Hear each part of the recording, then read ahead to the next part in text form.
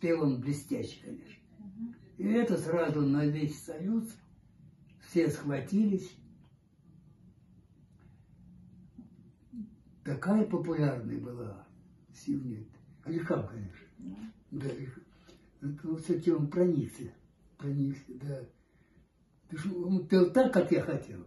Ну, я ему показал тоже об этом. И затем дарим себе музыка, чисто музыка, только музыкальная. И начинать спевать. Так, как бы увертюра. Мне было, конечно, приятно. Там уже все знали. То есть мы приходим в гости, да, вот гости сидят там, молодежь, там, выпьют там и запевают эту песню, и мы с ним поем. Авторов не знает. Измайлова концертный зал.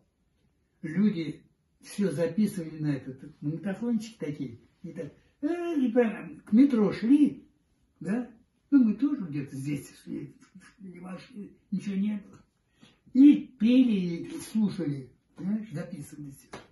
Вот такой был концерт. Потом вообще билетов нет. В Уфе дали 19 концертов битковых, 19 в городе Уфа. Так что это все гордо.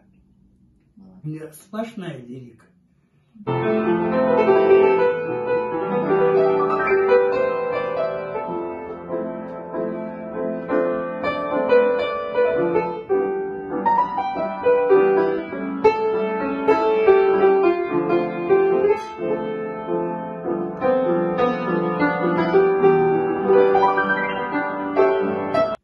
А в консерваторию не пошел.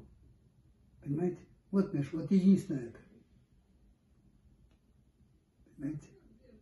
Потому что я очень хотел бы большую программу сделать.